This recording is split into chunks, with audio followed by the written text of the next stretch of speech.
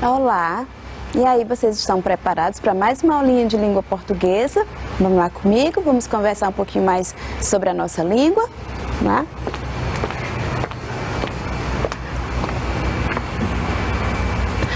Olha, gente, então vamos começar a nossa aula de hoje. Eu sou a professora Márcia Damasceno e nós vamos falar um pouquinho sobre concordância verbal, tá bom? Esse é o assunto da aula de hoje. Então, como eu sempre gosto de falar, nossa aulinha tem 30 minutos, né? Aula de língua portuguesa. Nós vamos falar, como eu já disse, o conteúdo é a concordância verbal, é a concordância do verbo com o sujeito simples e composto. E a habilidade, que é sempre bom trazer para vocês saberem o que é que a gente espera que vocês desenvolvam, é analisar e utilizar as regras de concordância verbal e nominal em situações comunicativas, tá bom? Então, esse é o objetivo e a habilidade da aula de hoje. Olha, gente, então, como eu disse, nós vamos falar sobre concordância verbal e nominal, é o assunto completo, tá? Então, nós teremos algumas aulas, além dessa, outras aulas que vamos falar sobre esse tema. Então, o que é concordância, né? O que é que eu falo, o que é que eu quero dizer quando eu falo sobre concordância verbal e concordância nominal? Então, é o processo que faz com que as palavras de uma frase modifiquem suas terminações, ajustando-se umas às outras. Então, concordar é você harmonizar a sua frase, é você deixar que as palavras todas estejam de acordo, é você ter uma coerência naquilo que você fala, naquilo que você escreve, tá bom? Então, nós falamos de concordância verbal e concordância nominal. E aí eu coloquei aqui, né, essa expressão, né, essa imagem, né, e esse bonequinho assim, cheio de dúvidas, é a expressão assim, olha, a frase dizendo assim, nós vai. E aí, gente, eu sei que vocês já ouviram essa expressão, essa frase, né? Ou talvez vocês até tenham dito em algum momento. Eu queria refletir com vocês, será que nós vai é a forma correta? Está de acordo com a variedade padrão da língua? Será que quando eu utilizo as regras, quando eu utilizo as formas verbais, será que eu consigo fazer com que as pessoas entendam minha mensagem? Será que quando eu digo nós vai, as pessoas entenderam? Mas mesmo assim que as pessoas estejam entendendo, eu preciso utilizar a língua de uma forma correta ou de acordo com a variedade. Então, eu preciso adequar a minha fala, eu preciso adequar a minha fala ao contexto, às situações comunicativas, ou que sejam as situações orais ou as situações escritas. Então, é sobre isso que nós vamos falar hoje, tá bom? Então, olha, embora eu tenha dito no início que o nosso assunto seja concordância nominal e verbal, que na verdade é a habilidade que eu espero que vocês desenvolvam, hoje nós vamos falar um pouco apenas sobre concordância verbal, tá bom? Então, hoje especificamente é sobre concordância verbal. E aí, gente, tem uma regra geral quando nós falamos em concordância verbal. O verbo concorda com o núcleo do sujeito em número e pessoa. Então, o verbo vai sempre concordar com o sujeito. Então, naquela primeira frase, naquela primeira expressão que eu li, dizia assim, ó, nós vai. Se está dizendo que o verbo precisa concordar com o sujeito, que é nós, então, e precisa ter essa concordância em número, então não seria nós vai, seria nós vamos, tá bom? Observem esse primeiro exemplo que eu coloquei aí, olha. O nível desses trabalhos acadêmicos é muito bom. Então, eu preciso, primeira coisa, antes de eu saber o que é concordância verbal, né, falar em concordância de número, de pessoa, eu preciso, a primeira coisa, lembrar do que é o sujeito. Então, quando eu digo núcleo do sujeito, você precisa, lógico, saber o que é um sujeito. Se você tem dificuldade em saber o que é um sujeito, Se você tem dificuldade em identificar o sujeito ou você não lembra o que é um sujeito, você precisa resgatar, precisa estudar um pouquinho mais e lembrar de tudo isso que vocês já estudaram, tudo isso que vocês já viram, tá bom? Mas só para recapitular direitinho, o sujeito é o ser que pratica ou recebe uma ação, não é? É o ser do qual nós declaramos algo. Então, quando eu digo o nível desses trabalhos acadêmicos é muito bom, qual é o sujeito? Nível. O nível é o sujeito. E qual é o núcleo desse sujeito? Nível. Núcleo, gente, é a palavra mais importante do sujeito.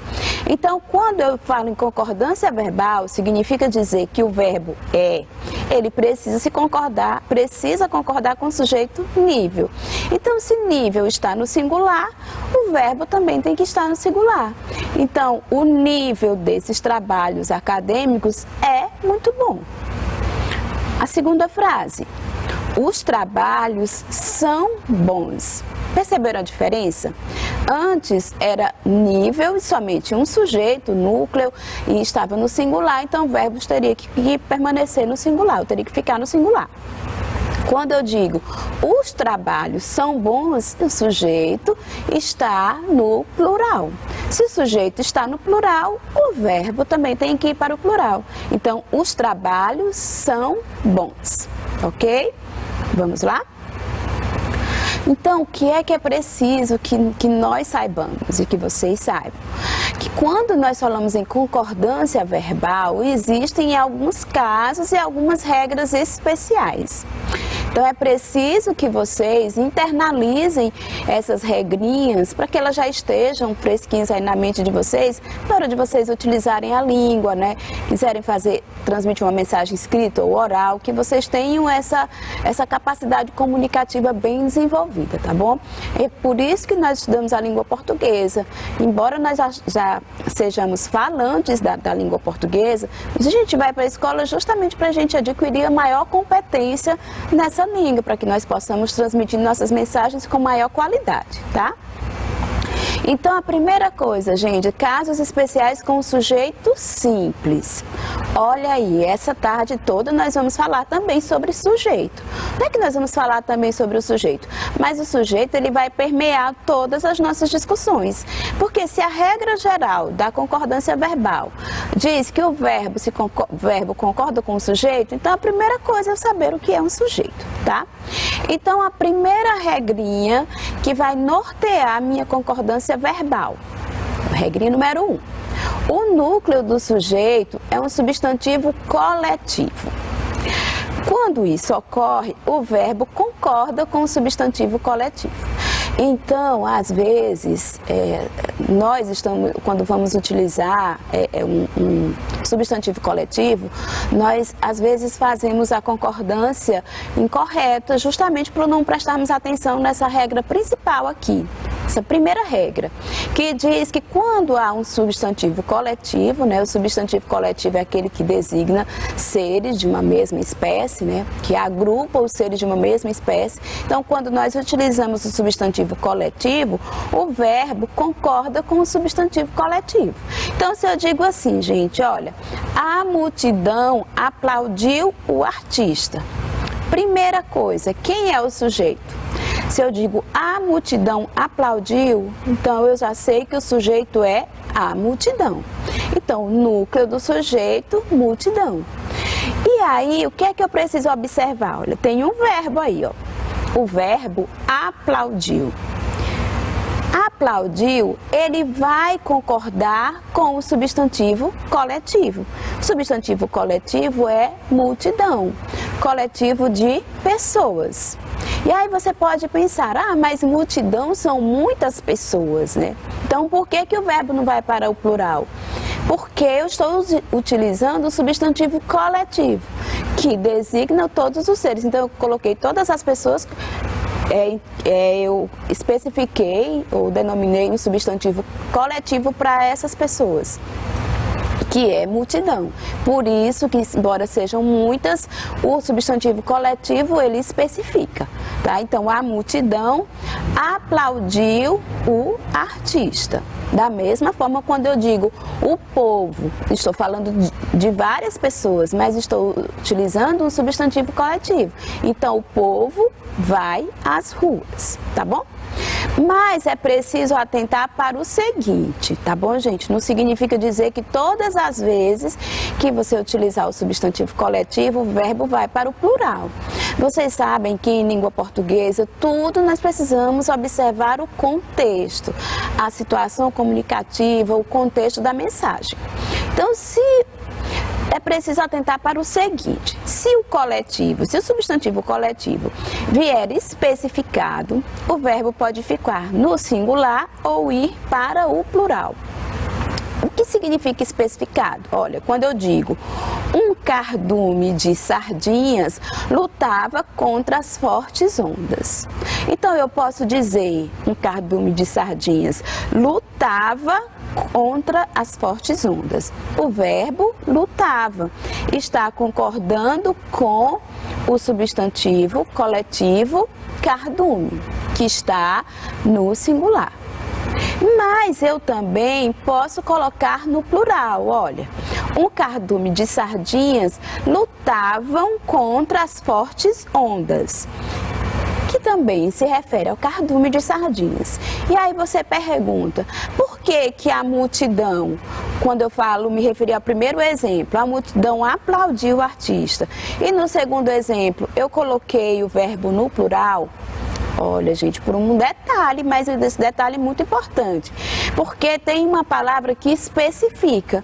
Então, quando eu digo um cardume de sardinhas, tá? Cardume de sardinhas, essa palavra especificou. Por isso que o verbo pode ir tanto para o singular quanto para o plural, só se tiver especificado, tá bom? Vamos seguir? Regrinha número 2. Quando o núcleo do sujeito é um substantivo que apresenta forma plural, mas tem sentido singular, o verbo deve permanecer no singular. O que é isso? Olha, vamos para o exemplo. Férias é essencial para todo trabalhador e estudante. Olha, gente, então o sujeito é férias, né? E nós sabemos que férias é um substantivo que ele só apresenta a forma do plural. Então, eu não digo féria, eu digo férias, quando eu me refiro, né, a esse descanso, esse período de descanso. Então, férias é essencial para todo trabalhador e estudante. Então, olha o verbo ser aí, que está no singular, embora a palavra férias seja uma palavra que esteja no plural. Mas ela está no plural, mas é um substantivo que assume uma forma de pluralidade, mas que é um substantivo singular, tá bom? Então o verbo permanece no singular. Férias é essencial para todo trabalhador e estudante. Mas observem o seguinte, quando o substantivo é antecedido por determinante, o verbo passará para o plural.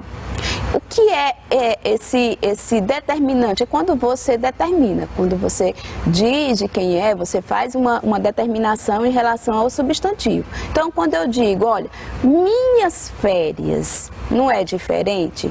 Olha, deixa eu passar aqui, gente. Minhas férias são essenciais para que eu consiga trabalhar melhor. Então, minhas férias, olha a palavrinha aí, determinando a palavrinha minhas. Então, olha, minhas férias são essenciais. Então, a palavra minhas, o pronome minhas, ela determina. Então, por isso que o verbo vai para o plural. Então, férias é essencial, mas minhas férias são essenciais, tá bom? Olha, gente, eu sei que essas regrinhas vocês não vão aprender assim, não é? Que a gente sabe que ninguém tem memória fotográfica, não é? Você não vai somente olhar para isso que eu estou falando aqui, ou ouvir, e achar que pronto, que isso já foi internalizado por você. Você precisa continuar o estudo, precisa se aprofundar. O próximo caso especial com sujeito simples. Sujeito constituído por expressão partitiva. Quais são as expressões partitivas? Olha, a maioria de, a maior parte de, uma porção de, grande parte de, etc. Não fechei aí o parênteses, tá, gente? Mas então são essas expressões partitivas. Quando você está escrevendo um texto em que você vai escrever uma expressão dessas, você precisa ficar atento à concordância verbal. O verbo pode ficar tanto no singular quanto no plural. Exemplo: mesmo envolvido em vários escândalos, vou me reeleger fácil, colega parlamentar. A maioria dos eleitores só quer ou só querem tchu e tchá. Eu trouxe uma charge aí, tá bom, gente? Eu trouxe essa charge porque é um dos gêneros textuais do mês e nós vamos trabalhar um pouquinho, falar um pouquinho sobre ela também na aula de hoje.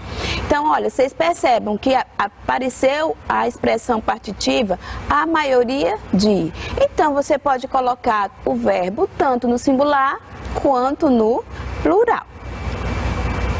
Próximo. Sujeito denota quantidade aproximada. Então, antes eu falei das expressões partitivas.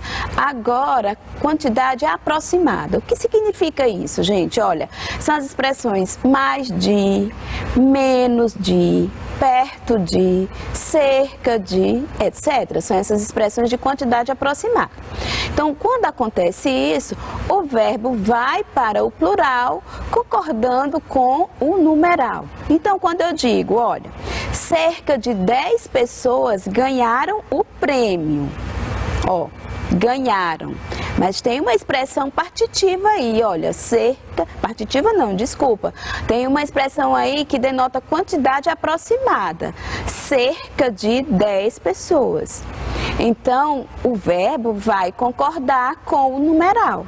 Então, cerca de 10 pessoas ganharam o prêmio. Próximo exemplo. Menos de 20 pessoas participaram da reunião. Vamos ver?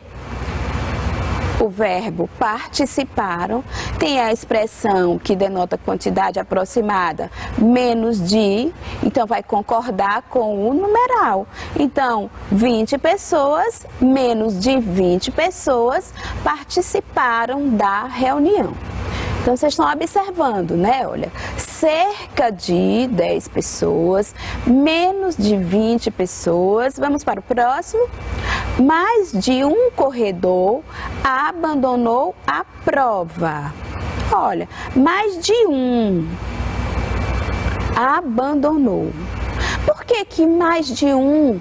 Por que abandonou? Por que esse verbo está no singular? Porque eu vou concordar com o numeral. Mais de um corredor abandonou a prova. E o próximo, olha, mais de 2 corredores abandonaram as provas. Então, abandonaram vai concordar com 2, que é o numeral, 2 corredores, tá bom? Então, quando denota quantidade, vai concordar com o numeral. Na maioria das vezes, vai para o plural, mas se o numeral for 1, então o verbo fica no singular. Mais de um corredor abandonou a prova, mais de 2 corredores abandonaram a prova. Próximo casinho, gente, próximo caso especial. Número 6. Sujeito representado por nome próprio no plural. Olha, o verbo fica no singular se o nome próprio não acrescentar artigo. Se houver artigo, concorda com o artigo. Se o verbo fica no singular se o nome próprio não acrescentar artigo. Exemplos. Os Estados Unidos assinaram um acordo. A palavra Estados Unidos, ela está bem, é uma palavra muito que está sendo muito utilizada agora, né, gente? Em todas as redes e mídias sociais, né? Em todos os canais, tanto televisivos quanto no rádio, na televisão, na internet, porque está acontecendo as eleições lá dos Estados Unidos, né? Então é um tema muito atual. E aí, por isso, quando eu falo os Estados Unidos assinaram o acordo, porque a gente diz, é um país, mas por que que mesmo assim o verbo vai para o plural? Porque tem o artigo que faz a determinação. Então, os Estados Unidos assinaram o acordo, tá bom? Vamos lá, ó. Assinaram os Estados Unidos. Então, é o artigo que faz com que esse verbo vá para o plural. Ó, Brotas fica no interior do estado. Brotas, né, uma cidade de São Paulo, uma cidade até de um cantor Daniel, ele é de Brotas. Eu lembrei muito quando eu trouxe essa frase para vocês. Olha, Brotas, a gente pode imaginar que é um nome próprio e que é um nome que está no plural, né? Brotas. Mas por que o verbo está no singular? Porque não tem nenhum artigo que o determina, né? Então, Brotas fica no interior do estado. Olha para essa outra frase. Memórias Póstumas de Brás Cubas mudou a minha vida. Memórias Póstumas de Brás Cubas é uma obra do Machado de Assis, uma obra muito conhecida e eu recomendo que vocês façam a leitura. Então, embora esteja no plural, mas o verbo, como é um nome próprio, o verbo fica no singular. Memórias Póstumas de Brás Cubas. Se fosse as memórias, se tivesse algum artigo, né, especificando, aí o verbo poderia ir para o plural. Mas aqui não vai para o plural porque é nome próprio. Não é porque é nome próprio, porque é nome próprio, mas não tem nenhum artigo especificando. Olha, Amores Possíveis é o melhor filme nacional que já vi. Amores Possíveis é um nome próprio, então o verbo fica no singular. Concorda com Amores Possíveis, mas ele é um substantivo que não tem nenhum artigo que o determine. Sétima regrinha. Verbos dar, bater, soar, empregados com referência às horas. Concorda com o sujeito, né? Sino, relógio, se estiver se referindo ao sujeito, ele concorda com o sujeito, esses verbos. Ou então ele vai indicar com o número, vai concordar com o número que indica as horas. Exemplo, o relógio soou 10 horas. Então, quando eu digo o relógio soou 10 horas, eu estou me referindo ao sujeito, eu digo o relógio. Então, o relógio está no singular. Então, o verbo precisa também ficar no singular. O relógio soou 10 horas. Diferente, olha, eu vou concordar. Quando eu digo no relógio soaram 10 horas, aqui já não é mais um sujeito, né, gente? É um advérbio, é uma locução adverbial. Então, no relógio soaram 10 horas. Então, como não é um sujeito, ele vai concordar com o número que indica as horas. Então, são 10 horas. Então, no relógio soaram 10 horas, tá bom? Vamos para o próximo exemplo, só para ficar mais claro para vocês. Os sinos bateram à meia-noite. Os sinos bateram à meia-noite. Então, quem bateu os sinos? Os sinos, então o verbo bateram, eles vão concordar com o sujeito, os sinos. Olha, nos sinos bateu meia-noite, já não é mais sujeito, então agora ele vai concordar com meia-noite. Meia-noite está no singular, porque não é nem uma hora, é meia hora, né, gente? Então, nos sinos bateu meia-noite. Próximo caso. O sujeito é pronome relativo que. O verbo concorda apenas com o seu antecedente. Quando, lembra, nós já falamos sobre pronomes relativos. Então, quando o sujeito é o pronome relativo que, o verbo concorda com seu antecedente. Olha, então fui eu que. que, né, que se refere a eu. Que desenhei, então desenhei se refere a eu, então vai concordar. Eu desenhei. Foram eles que desenharam, então desenharam concorda com eles. Isso quando o pronome relativo for o sujeito, pronome que. Quando o sujeito é pronome relativo, quem? Regra geral. Com o pronome relativo quem, o verbo deverá ser escrito na terceira pessoa do singular. Fui eu quem desenhei a gravura. Olha, fui eu quem desenhei. Porque o verbo vai para a terceira pessoa do singular. Então, fui eu quem desenhei. Também é correto que haja concordância do verbo com o antecedente do pronome. Fomos nós quem desenhamos a gravura, tá?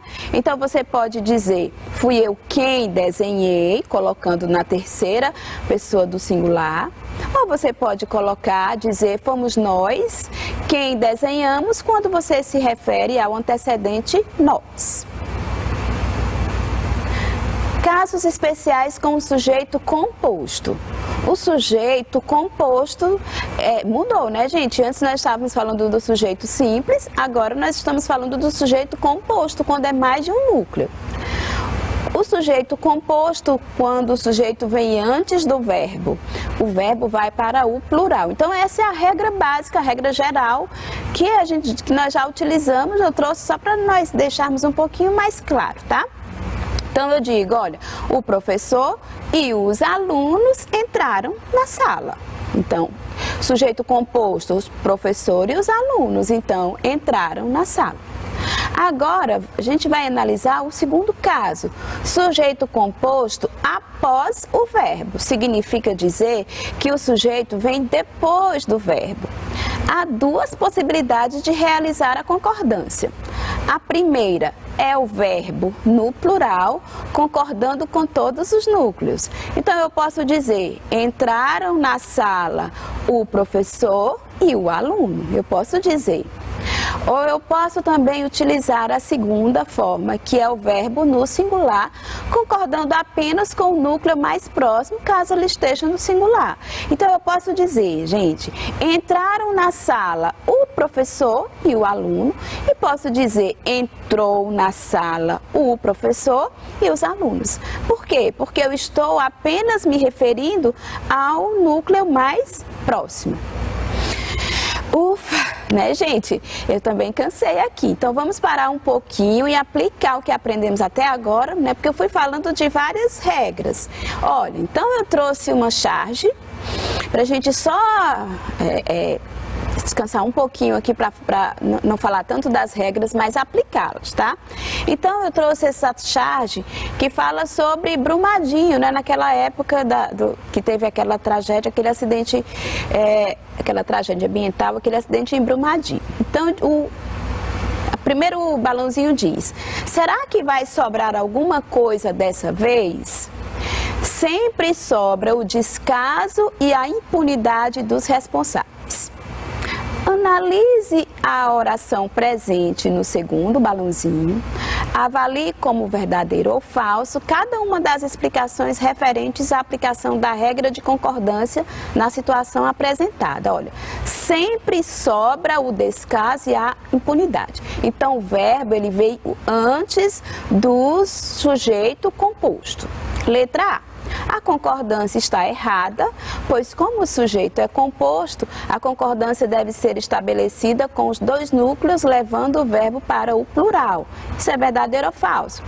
Falso, né, gente? Essa concordância não está errada. Eu posso colocar o verbo no plural. B. A concordância está correta, pois, sendo o sujeito composto, pode o verbo flexionar-se no singular, harmonizando-se com o núcleo mais próximo que se apresenta no singular, né, gente? Eu já dei spoiler, eu até já cliquei aí, a gente já sabe que isso é verdadeiro. E letra C. Alterando-se a ordem de colocação do sujeito composto, o verbo deve ser empregado no plural, harmonizando-se com os dois núcleos. Verdadeiro ou falso? verdadeiro. Bom, gente, olha, então vocês percebem que quando eu utilizo, quando o sujeito composto ele vem antes ou depois do verbo, eu posso tanto colocar as duas formas, colocar o verbo no plural, como eu posso concordar com o núcleo mais próximo, tá bom? Então essa é a aula de hoje. Já já nós continuamos com mais uma atividade com as demais regras de língua portuguesa, tá bom, gente? Tchau, tchau, até mais!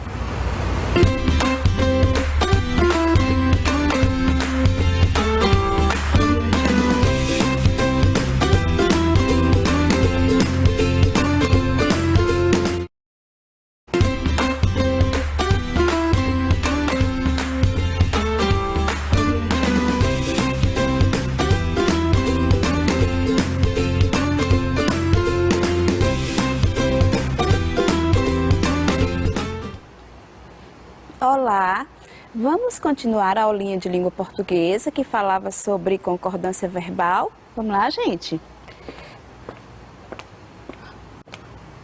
Vocês lembram que na aula passada nós estávamos falando sobre charge, né? Passei uma atividade para vocês, fizeram a atividade relativa à charge e à concordância verbal, não foi isso? Então vamos continuar a aulinha. Eu trouxe uma outra atividade para nós fazermos juntos, que é novamente de análise de uma charge, tá bom? Então vamos observar a charge. Então vocês sabem que quando nós vamos fazer a leitura, ou que seja de uma charge, ou de uma tirinha, ou de um cartoon, ou de uma história em quadrinhos, é preciso que nós olhemos todas as informações e façamos a leitura de todas as informações que estão contidas na imagem. Então eu não posso olhar somente para o texto que está escrito. Eu preciso olhar para todos os elementos verbais e os elementos não verbais, tá bom?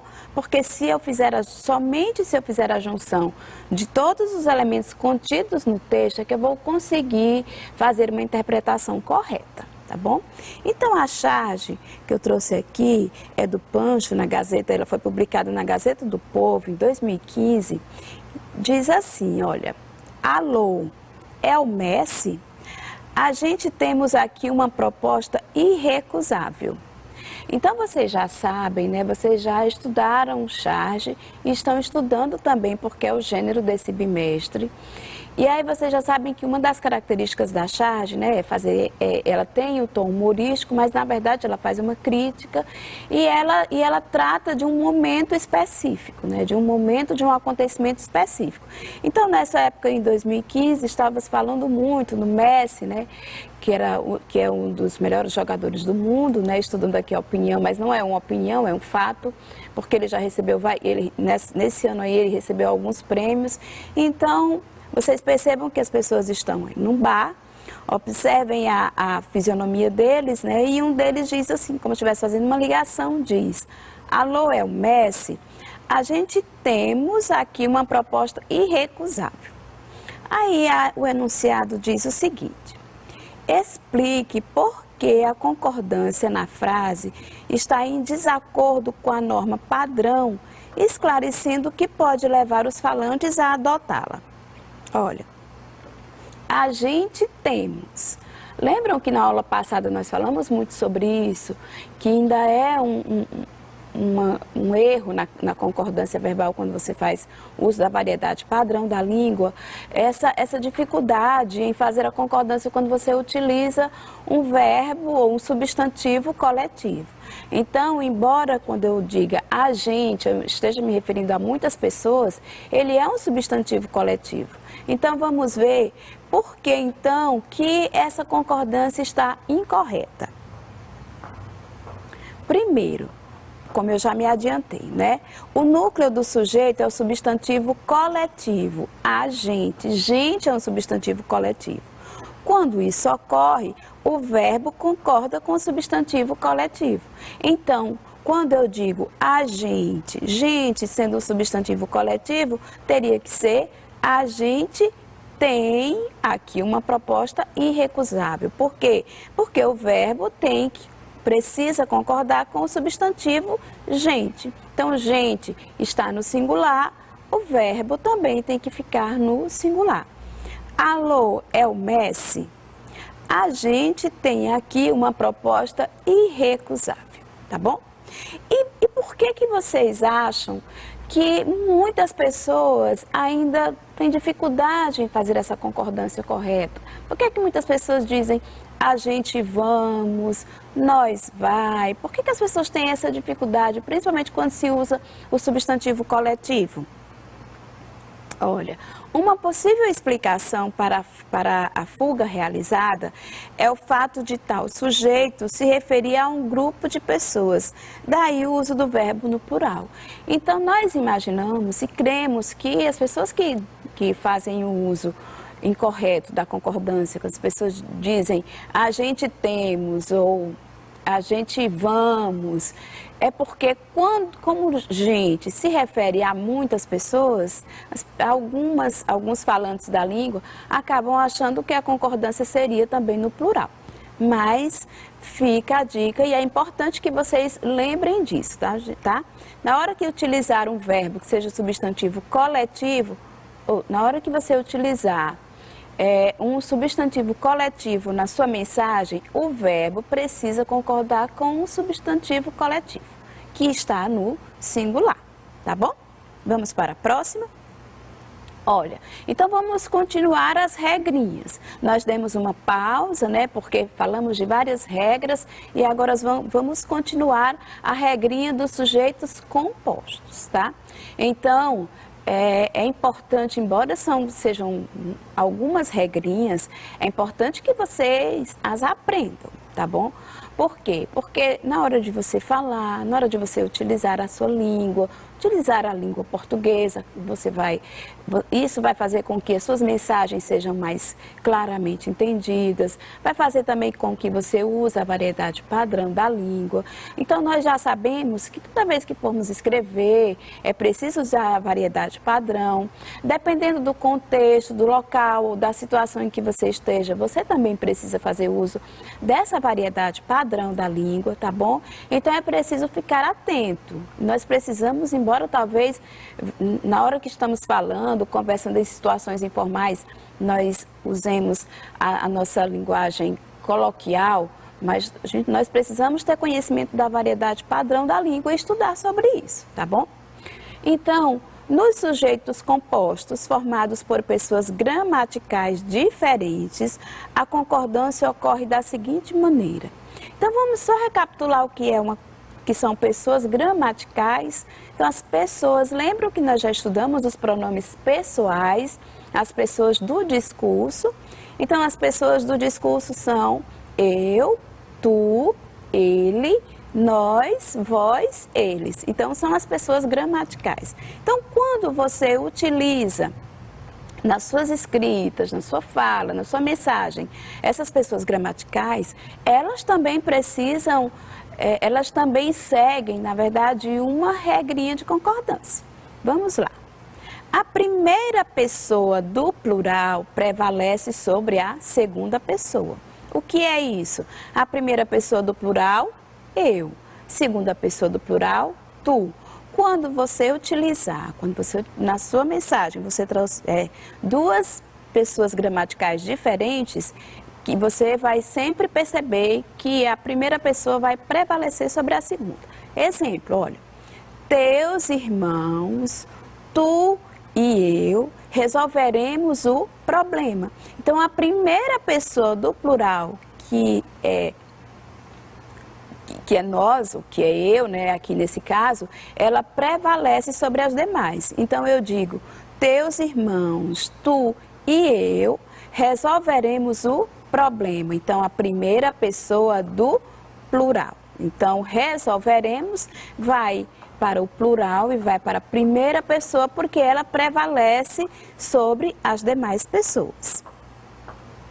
Então, olha, teus irmãos, tu e eu. Então, não tem o eu, que é a primeira pessoa, ela prevalece sobre a segunda. Então, fica teus irmãos, tu e eu, resolveremos o problema.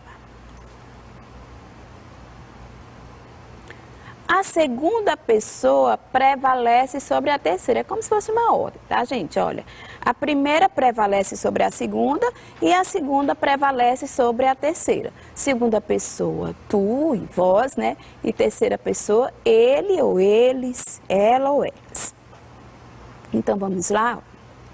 Tu e teus irmãos resolvereis o problema. Então, esse verbo aí, resolver, ele vai concordar com a pessoa tu, que aqui no caso é a segunda pessoa, vós, já que eu vou utilizar a regra de concordância nominal. Então, olha, tu e teus irmãos resolvereis o problema. Resolvereis está na segunda pessoa do plural, vós. Então, tu e teus irmãos resolvereis o problema.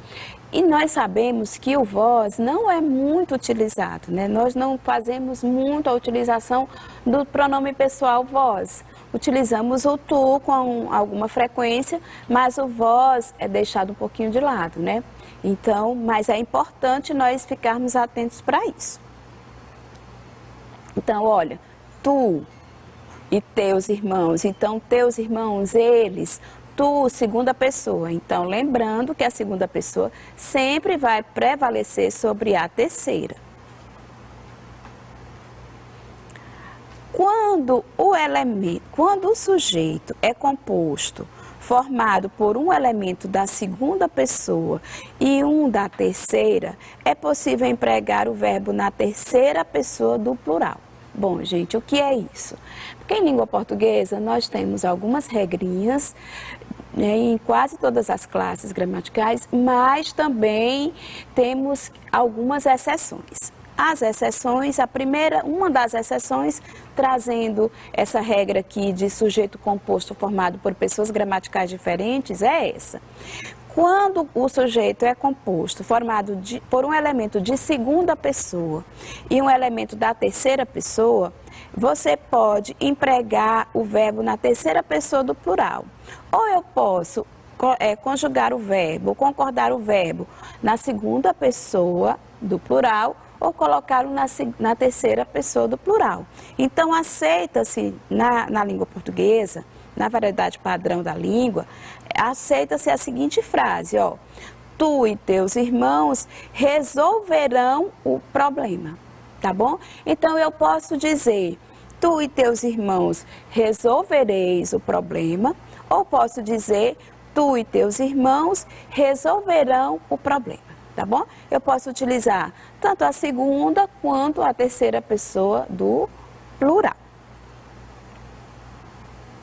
Então, olha, tu e teus irmãos resolverão o problema. Próxima regrinha. Na verdade, são duas regrinhas que eu coloquei para nós fazermos essa leitura. A primeira é a regrinha número 4. Quando o sujeito composto é formado por núcleos sinônimos ou quase sinônimos, o verbo pode ficar no plural ou no singular. Então, vamos lá, gente. O sujeito composto, né, 2 núcleos, mas esses 2 núcleos, essas duas palavras mais importantes do sujeito, elas forem sinônimos. Sinônimos são pessoas que têm o mesmo significado ou quase sinônimos, embora não tenham o mesmo significado, mas têm significados aproximados. O verbo pode ficar no plural ou no singular. Então, por exemplo, quando eu digo, olha, descaso e desprezo. Então, quando eu falo em descaso, é quase um sinônimo de desprezo. Então, são palavras sinônimas ou quase sinônimas. São palavras que têm significados próximos. Então, eu posso utilizar o verbo tanto no plural quanto no singular. Então, quando eu digo descaso e desprezo, eu posso dizer marcam seu comportamento ou posso dizer marca seu comportamento, tá bom? Então, quando eu utilizar sinônimos, eu posso colocar tanto no singular quanto no plural. Olha, descaso e desprezo, marcam ou marca. Próxima. Carinho e dedicação caracteriza ou caracterizam o perfil do professor.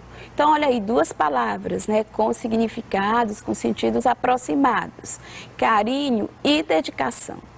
Então, quando eu utilizo, o sujeito é composto, são dois núcleos, carinho e o outro núcleo é dedicação. Então, sujeito composto.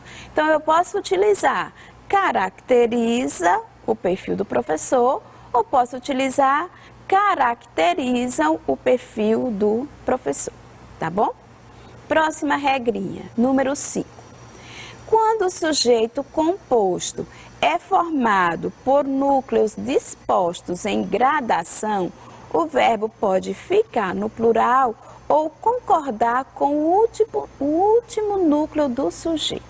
O que é gradação, gente? Vamos observar o que é? Olha, gradação é quando as coisas elas vão assumindo uma posição gradativa, de crescimento, digamos assim. Olha para o exemplo. Com você, meu amor, 1 hora, 1 minuto, 1 segundo me satisfaz ou me satisfazem. Quando eu digo gradação, eu posso dizer tanto de crescimento quanto de decrescimento. Mas você vai percebendo que existe uma gradação. Primeiro eu falei de hora, depois eu trouxe 1 minuto e depois eu trouxe 1 segundo. Quando o sujeito for composto, formado por esses núcleos que estão dispostos em gradação, o verbo pode ficar tanto no plural ou concordar com o último núcleo do sujeito. Então, eu poderia dizer, olha, voltando, gente, só um pouquinho.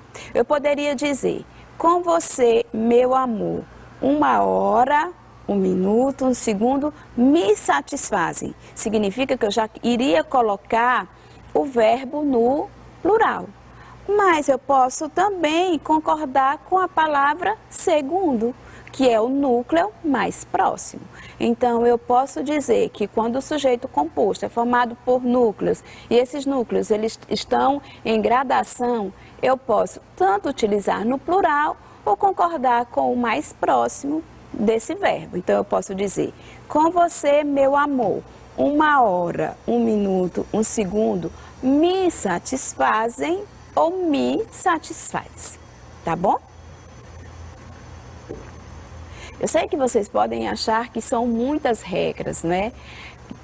Que, como é que eu vou aprender todas essas regras? Mas quando você começar a estudar, que isso for algo constante nos seus estudos, quando você estiver escrevendo, que você for fazer a conjugação do verbo, que você for fazer a concordância do verbo, tenta lembrar das regrinhas, tenta observar se realmente aquele verbo está concordando com o substantivo, com o sujeito, se esse substantivo é coletivo, se existe uma expressão partitiva, se está em gradação. Porque toda vez que você for escrever, que você fizer uso dessa concordância verbal, isso já vai ficar latente na sua mente. Então, isso já vai ficar, digamos que já memorizado. Então, sempre que você for utilizar a língua, já vai ficar inerente, tá bom? Você não vai ter dificuldade.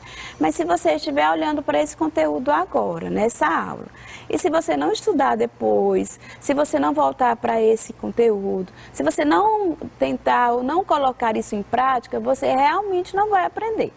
Vai ficar somente esses momentinhos e depois, amanhã, você não vai se lembrar mais delas, tá bom? Então, a regrinha número 6. Quando os núcleos do sujeito composto são unidos por ou nem, o verbo deverá ficar no plural se a declaração contida no predicado puder ser atribuída a todos os núcleos. O que é que significa isso? Olha, quando eu digo assim, Drummond, né, Carlos Drummond ou Manuel Bandeira, que são escritores brasileiros nacionalmente conhecidos, representam a essência da poesia brasileira. Então, olha, presta atenção, quando eu digo representam, por quê? Porque eu posso dizer que os dois representam a essência da poesia brasileira. Então, eu digo que Drummond ou Bandeira representam porque eu posso dizer que são os dois que têm essa função, que têm essa característica. Então, o verbo vai para o plural, tá bom? Então, Drummond ou Bandeira representam a essência da poesia brasileira. Mas, olha, Drummond ou Bandeira?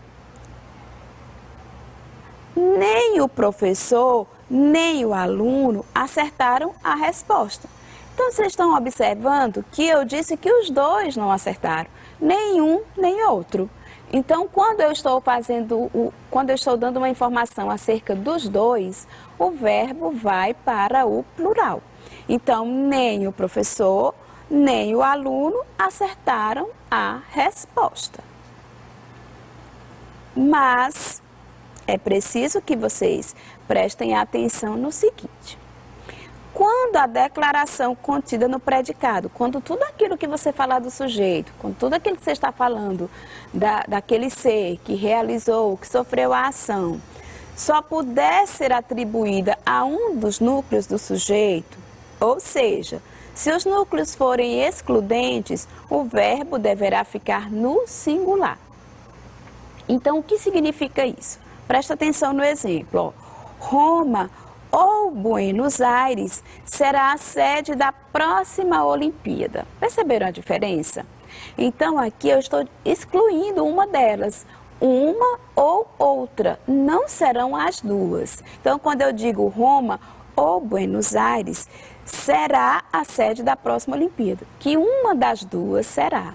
Então, não é uma característica atribuída às duas, será uma escolha, ou uma ou outra, entenderam? Então, por isso que nesse caso, o verbo ficará no singular, tá bom?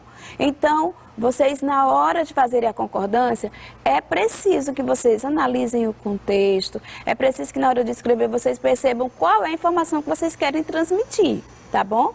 Porque se você colocar o verbo de uma forma incorreta, levando em conta as regras da concordância nominal, pode ser que sua mensagem também seja incorreta.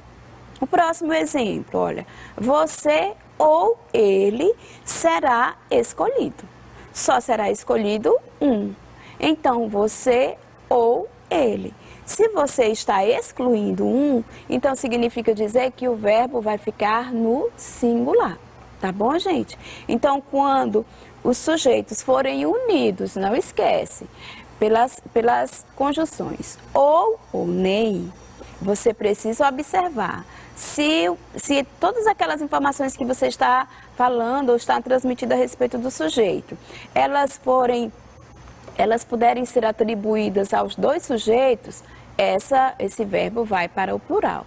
Mas se a informação que está contida no predicado, ela puder ser atribuída a somente um sujeito, esse verbo precisará ficar no singular, tá bom? Número 7.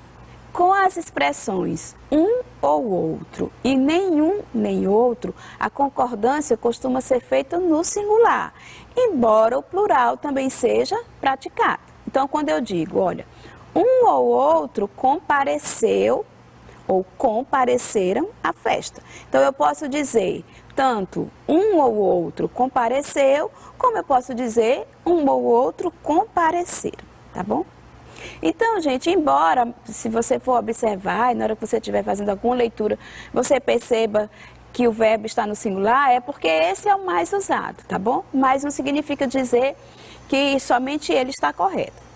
Nenhum nem outro saiu ou saíram. Então, você pode utilizar o verbo tanto no singular quanto no plural. Nenhum nem outro. 8ª regrinha. Quando os núcleos do sujeito são unidos por expressões correlativas como não só, mais ainda, não somente não, não apenas, mas também, tanto quanto, o verbo de preferência no plural. Então, olha, não só a seca, mas também o pouco caso castigam o Nordeste, tá bom?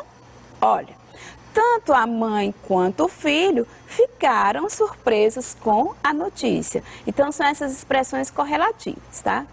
Que vocês precisam também lembrar. Então, quando existem essas expressões, o verbo concorda de preferência no plural. 9ª regrinha. Quando os elementos de um sujeito composto são resumidos por um aposto recapitulativo, a concordância é feita com esse termo resumidor. Gente, aí vocês disseram o quê? Aposto recapitulativo, termo resumidor? Vamos ver o que é isso. Olha, filmes, novelas, boas conversas, nada o tirava da apatia.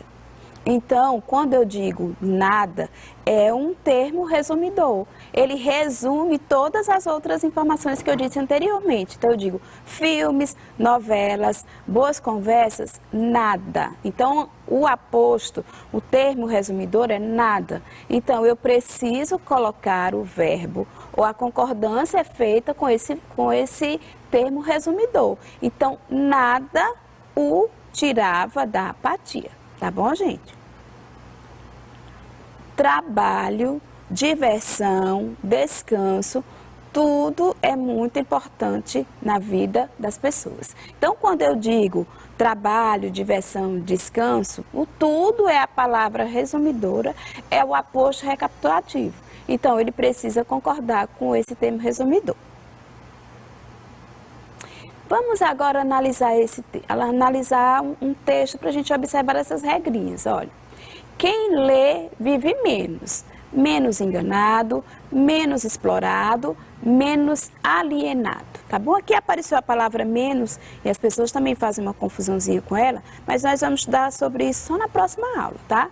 Então, quem lê vive menos enganado, menos explorado e menos alienado. Que tal você lembrar sempre disso, para fazer cada vez mais leituras, e leituras que possam agregar, né, gente, conhecimento.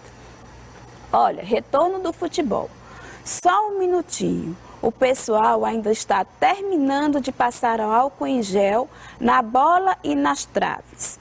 Vamos observar? Olha, pessoal, substantivo coletivo. Núcleo do sujeito.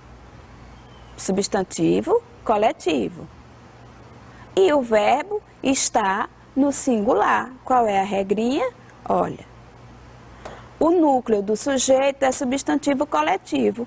Quando isso ocorre, o verbo concorda com o substantivo coletivo. Tá bom, gente? Então, o pessoal ainda está terminando de passar álcool em gel na bola e nas traves.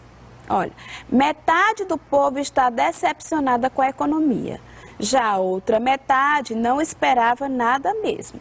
Vamos observar? Olha, metade do povo. Lembram dessa expressão partitiva? Metade do povo.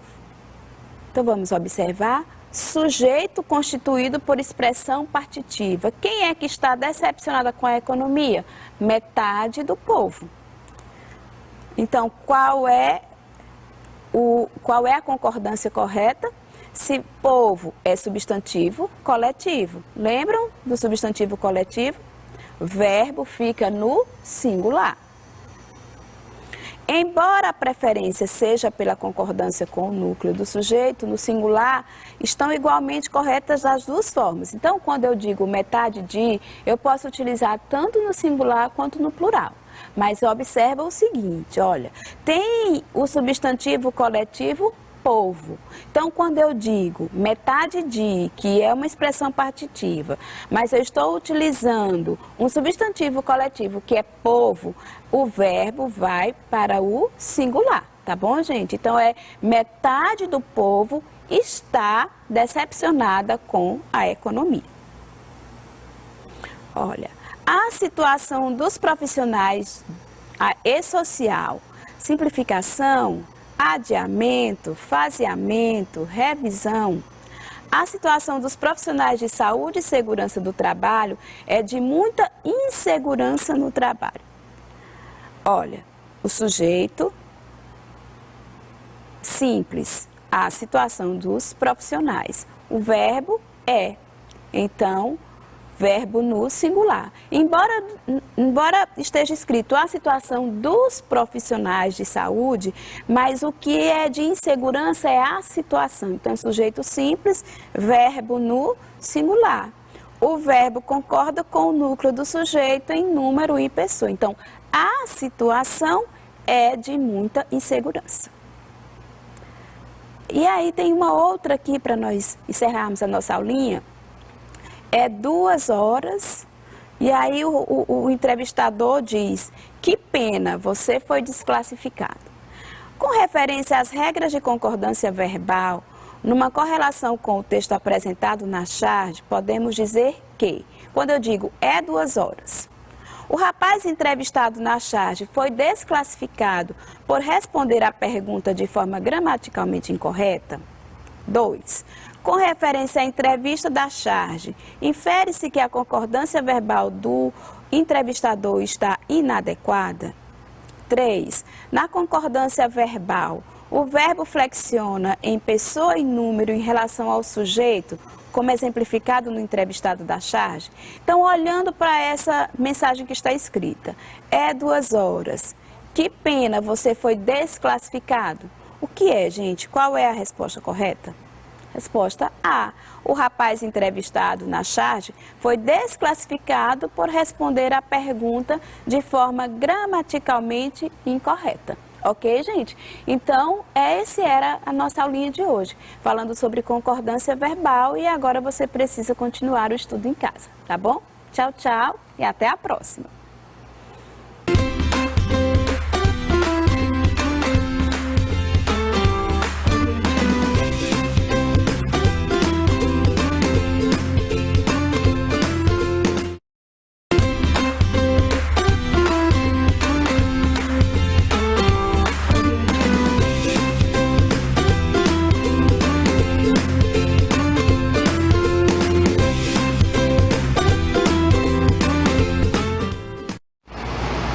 Oi pessoal, tudo bem? Sejam bem-vindos a mais uma aula de História, né? Sou o professor Ricardo. Hoje nós vamos aproveitar esse momento para fazer uma revisão do que a gente tem estudado, né? Desse período da história do Brasil, né? Da democracia e da ditadura, que dura até 1985, tá certo? Então vamos fazer a resolução de algumas questões juntos, né? Prestem bastante atenção, tomem nota, fiquem atentos, tá certo? Bora lá com a gente?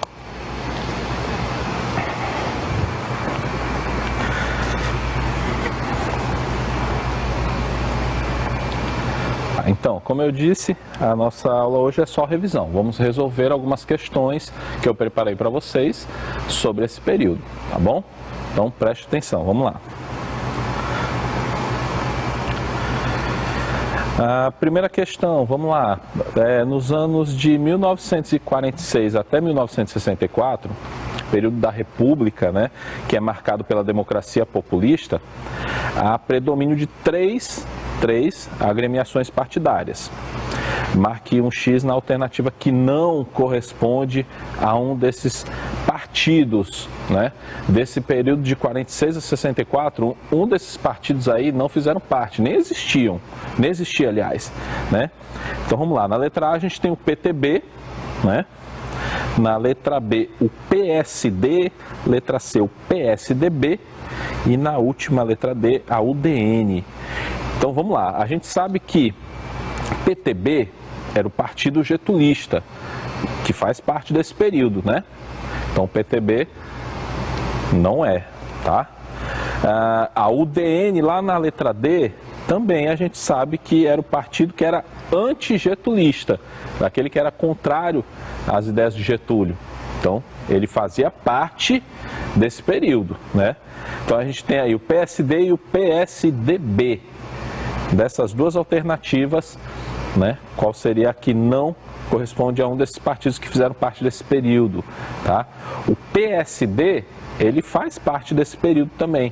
Era um partido que, né, ficava ali próximo do Getúlio também, né? O PSDB é um partido que vai ser criado somente na redemocratização do Brasil, pós-ditadura, tá certo? Ele foi criado como uma dissidência, né? Alguns integrantes do PMDB que saíram do PMDB e formaram o PSDB, tá certo? Então aqui a gente tem vamos ver aqui, o PSDB como alternativa que não corresponde a um desses partidos, tá certo? Vamos para a próxima. Relacione os fatos ocorridos aos seus respectivos governos. Então vamos relacionar lá. Ó. Eu destaquei para vocês 4 governos desse período democrático, da democracia populista no Brasil. E aí vamos ver fatos que ocorreram nos governos desses presidentes, tá bom? Então vamos lá. Primeiro Getúlio Vargas, depois Jango, depois o JK e o Jânio, né? A mudança da capital federal do Rio de Janeiro para Brasília, ela é um acontecimento de qual desses presidentes? Do Vargas, do Jango, do JK ou do Jânio? Aí, o Vargas não pode ser, que a gente lembra que ele mesmo se suicidou no Palácio do Catete, e era no Rio de Janeiro, então tá fora, né? O Jango foi o último dos presidentes, a mudança já tinha acontecido, né? Então ficamos aí entre o JK e o Jânio, né? E aí você lembra que o JK foi aquele que mais promoveu obras, né? E essas obras, e uma dessas obras era a construção de Brasília. Então a mudança da capital federal do Rio de Janeiro para a Brasília, ela é uma obra do JK, tá certo? Então a primeira aí já é a terceira. JK. Vixe, nas alternativas aí tem um erro, pessoal, né? Vamos ver aqui a sequência direitinho, depois, é porque teve um erro aí de digitação. Mas vamos lá. Na segunda, ó, tornou-se pela segunda vez presidente da República, mas pressionado por vários setores da sociedade, cometeu suicídio. Acabei de falar. Presidente que comete o suicídio e que é 2 vezes, né? Eleito não, porque a primeira a gente já discutiu, aconteceu, foi um golpe, né? Onde ele governa de 1930 até 1945, tá? E na segunda vez, sim, ele é eleito, é o presidente Vargas. Então aí essa alternativa é o presidente Vargas. Em seguida, lançou propostas de reformas de base e de reforma agrária, mas foi deposto por setores conservadores, junto com os militares, né? Então, aí seria quem? Jânio ou Jango? O Jânio, ele não foi deposto. O Jânio, ele renunciou, tentando, né, convencer o Congresso lá a mantê-lo no poder, com amplos poderes, né? E aí não deu certo, tá? Então aí a alternativa seria Jango, o João Goulart. Então as propostas de reforma de base, elas são características do governo do João Goulart, tá certo? Sobrou a última, né? A última do Jânio Quadros, seria sem apoio do Congresso e da população, renunciou após 7 meses de governo. Aquele presidente, né, que foi eleito com uma grande votação, que foi o Jânio Quadros, mas tomou uma série de medidas impopulares, né? O governo dele era muito conturbado, e aí ele tenta dar um golpe de Estado, né? Não consegue, ele renuncia à presidência achando que o Congresso ia apoiar ele, e isso não acontece, né? A sequência seria 3, 1, 2, 4, mas aí não tem, professor, nenhuma parecida, né? É porque o professor, na hora de editar lá as respostas, ele fez uma troca e aí não deu certo, né? Seria aí vamos ver, ficaria entre a B e a D, depois a gente conserta. Mas você entendeu lá, né? A sequência 3, 1, 2, 4. Vamos para a próxima, tá? Sobre o governo do Juscelino Kubitschek, nós falamos muito, né? Desse período democrático, foi o governo mais importante, né? O do JK. O que é correto afirmar sobre esse governo? Ele promoveu o desenvolvimento econômico sem a utilização de recursos estrangeiros. Isso aí não é correto, né? Ele utilizou demais os recursos estrangeiros, tá? Opa, passei aqui. A letra B, o plano de metas visava somente o desenvolvimento da região sudeste do Brasil? Não. Ele visava o desenvolvimento de todas as regiões do Brasil, embora a região sudeste foi a que mais foi privilegiada com o plano de metas, tá? Mas não era só para o sudeste, então não está correto. A construção de Brasília era uma das metas do presidente? Era sim, né? E a letra D, a indústria automobilística se instalou principalmente na região Nordeste? Aí está incorreta, né? Então, ó, a construção de Brasília, ela de fato, ela era uma das metas do presidente, tá bom? A indústria automobilística, ela não se instala na região Nordeste, a gente sabe muito bem disso porque a gente vive na região Nordeste. E a indústria automobilística, ela está concentrada na região Sudeste do nosso país, tá certo? Então a correta é a letra C. Vamos lá, a quarta questão também, só para a gente relacionar os conceitos, né, que estão abaixo aí, ó, nacional desenvolvimentismo, parlamentarismo, FMI, reformas de base, e aí a gente vai ver os significados corretos, né, vamos fazer uma relação. Tomara que nessa o professor tenha colocado pelo menos uma alternativa correta, né, vamos lá. Nacional desenvolvimentismo seria o quê? Organismo ligado à ONU, criado em 1944? Não, né? O objetivo de socorrer economias com problemas através de empréstimos, de programas? Não. Política que pretendia estimular o crescimento da indústria nacional, protegendo-a e usando a intervenção estatal para garantir o seu progresso. Opa! Aí sim, hein? Vamos botar aqui, então, essa daqui é a alternativa lá do nacional desenvolvimentismo, política que pretendia estimular o crescimento da indústria nacional, protegendo-a e usando a intervenção estatal para garantir o seu progresso, certo? Parlamentarismo, o que seria o parlamentarismo? É o organismo ligado à ONU, criado em 1944? Não é. Parlamentarismo, gente, é um sistema no qual o presidente permanece como chefe de Estado, enquanto o primeiro-ministro é o chefe de governo. Isso aí aconteceu na história do Brasil durante o período do João Goulart, de governo do João Goulart, né? O início, né, do governo dele. Assim que o Jânio Quadros renuncia à presidência, o Congresso decide adotar o parlamentarismo, porque tinham muito receio do Jango assumir a presidência, tá bom? Então, parlamentarismo aí é esse sistema de governo onde... opa, fiz aqui um erro, né? Essa daqui é a letra... Aqui, essa aqui é o I, né? É só um, né? Não é dois, tá certo? Aqui que é o 2. Vamos lá. O FMI, aí sim, ó, era um organismo ligado à ONU em 1944 com o objetivo de socorrer economias com problemas através de empréstimos, tá? O FMI era como se fosse uma instituição internacional que ela cede empréstimos, né, financeiros para essas economias que estão quebrando, tá bom? Então, aqui em cima, na primeira, seria o FMI, tá bom? Vou botar aqui 3. E aí a última, né, as reformas de base, é um conjunto de reformas profundas na sociedade brasileira, tá? Então aqui seria 4, né? Então a sequência seria 3, 1, que aqui o professor errou, né? 3, 1, 2 e 4, a alternativa correta, bem aqui a letra B, tá bom?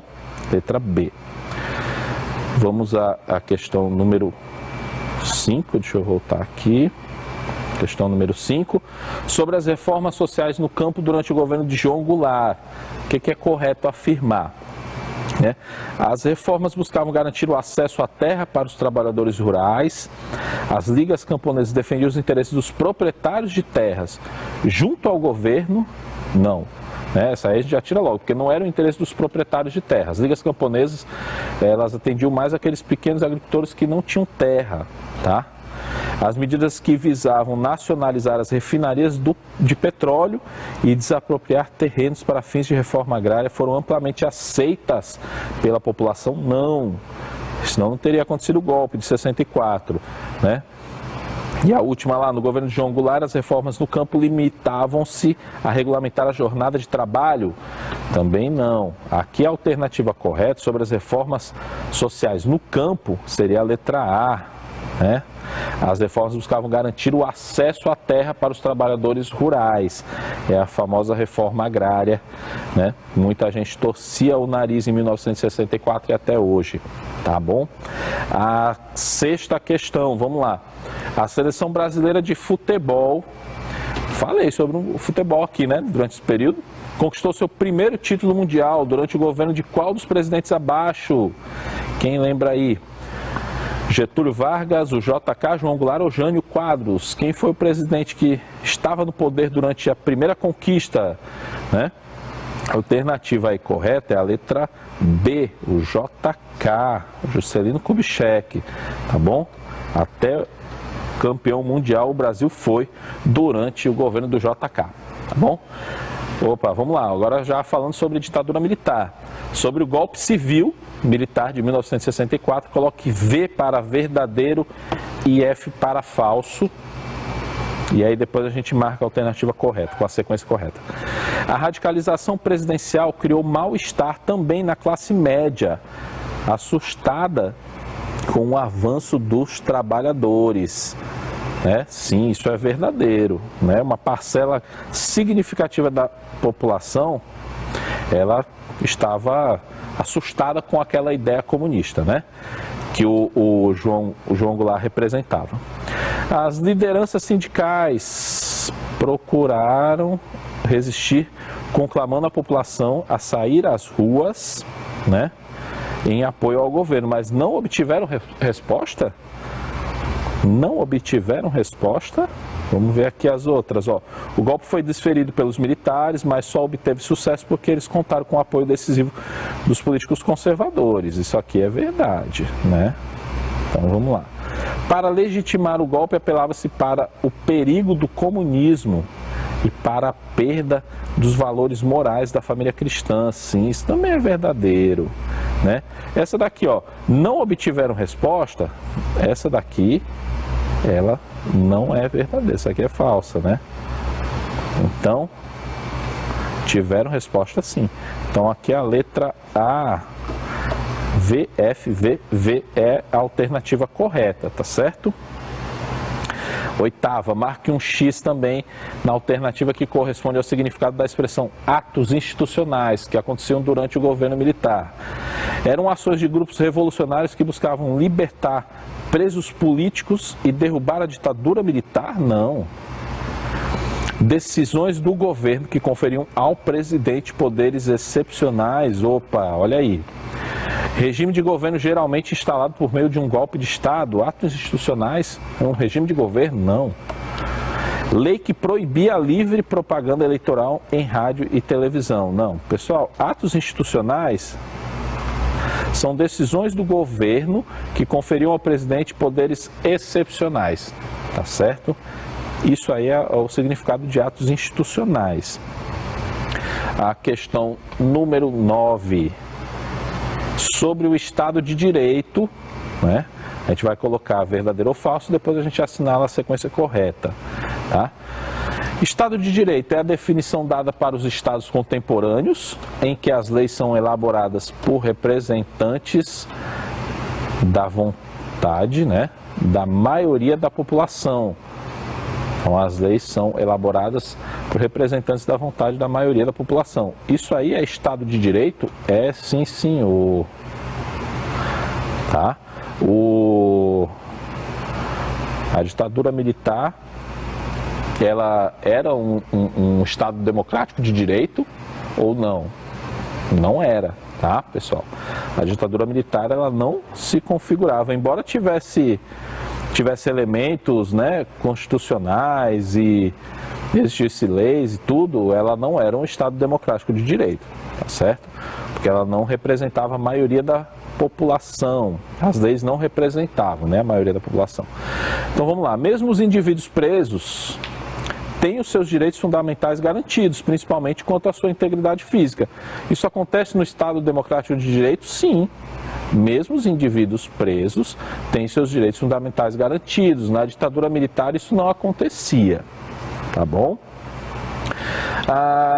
A liberdade individual e política são direitos fundamentais dos cidadãos. São direitos fundamentais dos cidadãos, sim.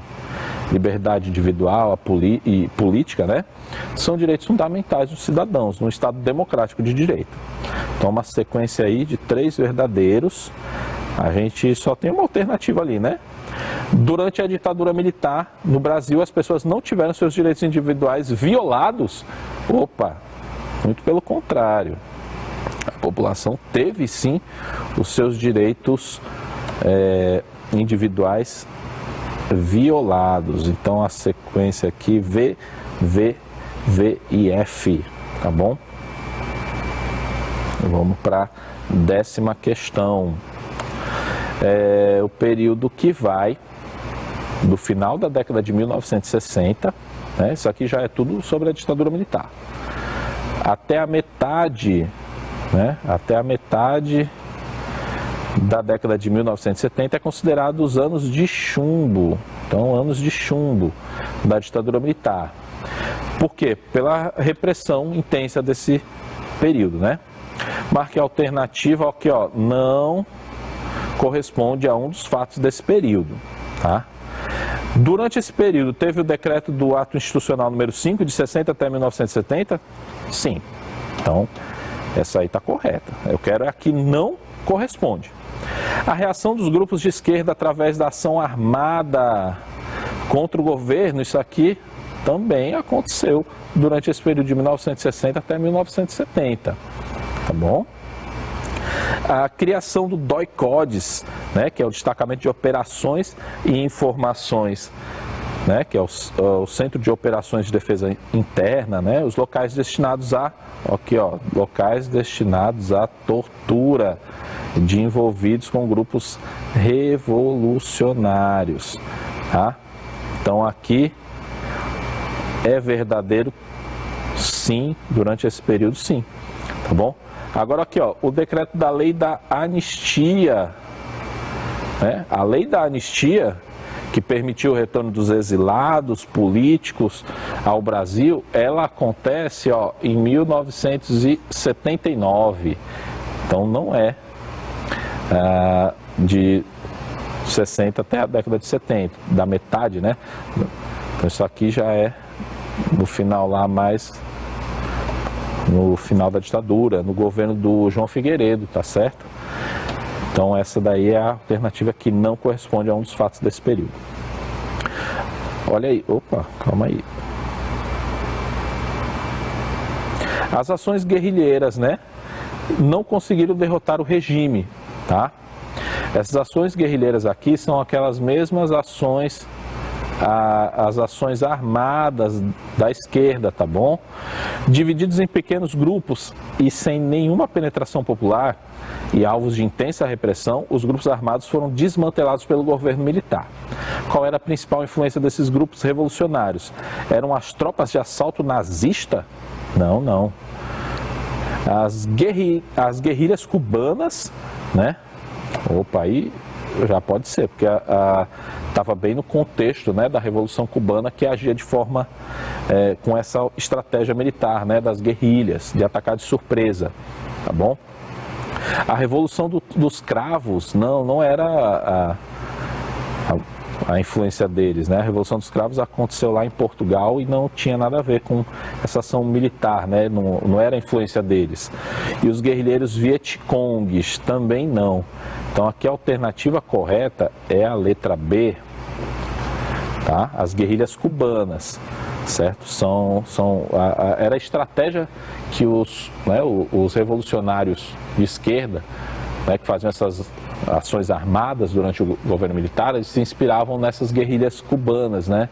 Aquela ideia de atacar de surpresa, tá certo? Olha essa questão aí, olha essa questão, né? O que faz rir também faz pensar. A charge abaixo mostra através do humor uma das características do regime militar no Brasil. Então observe aqui, ó, olha a charge. Observe, né, com atenção, repare nos detalhes, pense e responda qual dos momentos da ditadura a charge faz uma referência, né? É a lei da imprensa, que censurava os meios de comunicação. Observe lá, ó, o cara está segurando o jornal e aí de repente tem um recortezinho, né, no jornal. A lei da anistia, que anistiava torturadores e torturados no período ditatorial. A emenda Dante de Oliveira, que restabeleceu o direito político do voto para presidente, ou a Lei de Segurança Nacional, que dava à Justiça Militar o direito de julgar os crimes de subversão. Se você está observando lá na charge o cidadão segurando um jornal, você já sabe que é um meio de comunicação, né? E aí você vê que tem um recorte no meio do jornal, e a lei de imprensa censurava os meios de comunicação, então aí você já faz aquela ligação, né? Então aqui seria a letra A lei de imprensa. Essa charge, ela está falando desse período aí, que aconteceu a lei da imprensa, foi elaborada e aprovada a lei de imprensa, que censurava os meios de comunicação durante a ditadura. Era muito comum na ditadura se censurar algumas matérias, né, não fazer o recorte do jornal como está aí, porque isso é uma charge, não é uma sátira. Mas se colocava, por exemplo, receita de bolo, né, no lugar. Tá bom? Então, a censura aos meios de comunicação era muito comum durante a ditadura militar, tá bom? Mais uma questão aí, estamos acabando já. Durante o regime militar, destacaram-se as seguintes medidas com o intuito de estabilizar a economia e promover o crescimento do país, exceto... Então, aqui, eu quero que você me diga dessas alternativas a que não estabilizou a economia, nem promoveu o crescimento do Brasil. Não faz parte desse período aí, né? Aumentar a arrecadação de impostos e impedir que os salários acompanhassem a elevação dos preços. Isso aí faz parte desse período, sim. Então eles realmente aumentaram a arrecadação dos impostos, né? E os salários não acompanhavam essa elevação. Isso era uma coisa comum, tá bom? Para estabilizar a economia. A substituição da estabilidade no emprego após 10 anos pelo FGTS, que era o Fundo de Garantia do Tempo de Serviço. Sim, o FGTS ele foi criado, né, para substituir essa estabilidade no emprego após 10 anos, durante o regime militar, tá bom? Esse FGTS que é o Fundo de Garantia, tá bom? Então, realmente, quando a pessoa tinha 10 anos de trabalho, ele tinha essa estabilidade. Era muito complicado o empregador demitir o empregado, né? E aí isso aí foi substituído pelo FGTS, né, que é aquela poupança que é feita, né, todo mês o empregador ele recolhe uma porcentagem lá do salário do empregado e aí fica como uma poupança. Quando ele precisar demitir, o empregado ele não fica sem nada, né, sem nenhum dinheiro. Tá bom? E aí o FGTS foi criado durante o governo militar mesmo. O investimento em grandes obras públicas é uma característica dos regimes militares, né? Que buscavam fornecer infraestrutura para o crescimento. Isso aí está corretinho. Essa aqui também está correta, só sobrou essa última alternativa, essa não é verdadeira. Olha lá, restringir a remessa de lucros ao exterior. Isso aqui aconteceu sim durante o regime militar. Então essa aqui é errada, eu quero é errada mesmo, tá? Quando aparece exceto aí é porque eu quero a errada. Olha o texto chegando aqui já ao finalzinho, olha o texto do Carlos Drummond de Andrade. Olha só que interessante. Também sobre o futebol, né? Falamos disso. No momento, somos milhões vendo a Copa do Mundo em preto e branco e algumas dezenas vendo a colorida, né? Ele está fazendo aqui uma referência ao quê? Ó, a TV. Faço parte da primeira turma, aquela que via tudo em preto e branco. Porém, não protesto contra o privilégio da segunda. Talvez até sejamos nós realmente os privilegiados, pois nos é concedido o exercício livre da imaginação visual. Pelé, o mágico, vira arco-íris na instantaneidade e gênio de suas criações. Tudo é balé de cor. Aqui vamos assistindo ao sabor da inventiva, né? Na emoção das jogadas, desde que sejamos capazes de inventar, tá bom? Esse texto ele está falando sobre um personagem aí do futebol, né? Um personagem muito famoso, tá bom? Muita gente falava para mim, quando eu colocava essa questão, que ele estava falando do torcedor. Não é, gente, não é. Ele está falando, sabe de quem? Do Pelé, esse mágico, né? Esse cara que é fantástico, que é o rei do futebol, tá bom? Então esse era o personagem do mundo futebolístico que o poeta quis representar nessa crônica. Na década de 70 o Pelé fez mágica mesmo, tá certo? Tanto é que levou o Brasil ao tricampeonato mundial. Aí, a partir de 1976, a política de abertura lenta e gradual do regime militar no Brasil teve início, né? Então, a partir de 1976, aqui era o governo, sabe de quem? Do Geisel, do general Geisel. Sobre esse período, coloque V para verdadeiro e F para falso. Apagou aqui o Geisel, deixa eu fazer de novo. Geisel, tá bom? Em 1979, as lideranças exiladas voltaram ao país e muitos presos receberam de volta a sua liberdade. Em 1979, lei da anistia está... Verdadeiro. Nas eleições municipais e estaduais de 1982, o resultado mostrava claramente o descontentamento da população com o regime militar. Isso é verdadeiro também, pessoal, isso é verdadeiro também. Em 82 voltou às eleições para esses cargos executivos, tá bom? A violência se institucionalizou e o que restara de oposição no país desapareceu, sob forte aparato repressivo dos militares. Não, isso é falso. O espaço conquistado pela campanha das diretas já e pelo recém-formado PT davam sinais de abertura política. Isso é verdadeiro, certo, pessoal? Então, fica a sequência VVFV. Eu vou encerrar aqui, nosso tempo está acabando. Eu agradeço vocês terem acompanhado a gente, tá bom? E até a próxima, pessoal. Até!